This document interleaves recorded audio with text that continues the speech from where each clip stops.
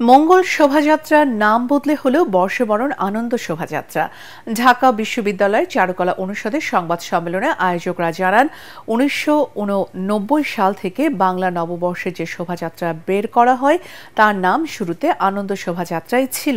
ফ্যাসিবাদের অবসানের পর নতুন দিনের প্রত্যাশায় এবার আরও বৈচিত্র্যময় নববর্ষ উদযাপনের প্রস্তুতিও শেষ পর্যায়ে বলে জানান ঢাকা বিশ্ববিদ্যালয়ের উপাচার্য অধ্যাপক নিয়াজ আহমেদ খান। রিপোর্ট করছেন আদ্দিন সজীব। সব মশার বিরুদ্ধে সুরক্ষা দিতে এলো বসুন্ধরা এক্সট্রিম অ্যারোসল, মশার বিরুদ্ধে এক্সট্রিম সুরক্ষা। বাংলাদেশের নতুন রূপে নতুন বেশে আসছে পয়লা বৈশাখ তার জানান আগে থেকেই ছিল। জুলাই বিপ্লবে দুঃশাসনের পতন, জনমনের নতুন আকাঙ্ক্ষার ছাপ থাকছে ঢাকা বিশ্ববিদ্যালয়ে বর্ষবরণের সবচেয়ে বড় আয়োজনে। প্রতিবারের মতো এবারও থাকছে বড় ছোট নানা মডিফ, যেটি সবচেয়ে বেশি আলোচনার জন্ম দিয়েছে ফেসিবাদের মুখাকৃতি। সংখ্যায় সেটি ৮০টি, সঙ্গে জাতীয় প্রতীকও থাকছে। সুলতানি ও মুঘল আমলের মুখসহ বাঙালি ঐতিহ্যের নানা শিল্পকর্ম। একটি নিবর্তনমূলক ব্যবস্থার একটি প্রতীকী মুখাভায়। এর ভেতর যদি আপনি কোনো একজন নির্দিষ্ট ব্যক্তিকে দেখতে চান, সেটা আপনার স্বাধীনতার শৈল্পিক প্রকাশ। যদি আপনি মনে করেন যেটি একটি সার্বিক প্রতীক আকার আমি দেখব, সেটি আপনার প্রতি। কেবল বৈচিত্র্যময় নয়, এবার নামও বদলেছে মঙ্গল শোভাযাত্রার, হয়েছে বর্ষবরণ আনন্দ শোভাযাত্রা।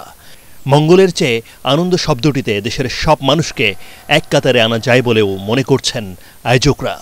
একটা ফেসিবাদী শাসন ব্যবস্থার এই মঙ্গল শব্দটাকে এমনভাবে চর্চায় নিয়ে এসেছে, যথেষ্ট রকম কিন্তু ব্যাড ফিলিংস কাজ করছে সোসাইটির বিভিন্ন ধরনের মানুষ।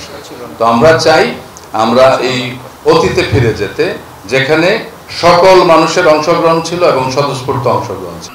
ঢাকা বিশ্ববিদ্যালয়ের উপাচার্য অধ্যাপক নিয়াজ আহমেদ খান বলেন, বৈচিত্র্যময় এই আয়োজন এবার আরও বড় পরিসরে হচ্ছে সবচেয়ে বেশি দৃষ্টিনন্দনও।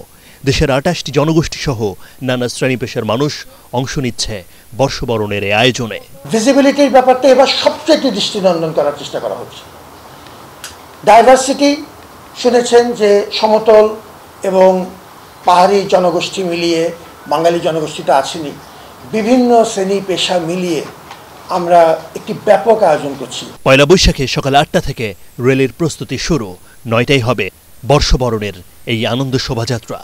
আয়োজক এবং সংস্কৃতিপ্রেমী দর্শনার্থী অনেকেই মনে করছেন, মঙ্গল শব্দটা কোনো একটা পক্ষের হয়ে গেলেও এবারে আনন্দ শব্দটা হবে সবারই, অর্থাৎ সংস্কৃতিপ্রেমী দেশের সব মানুষ আসবেন, যোগ দিবেন এবং এই আনন্দ শোভাযাত্রাকে আপন করে নেবেন।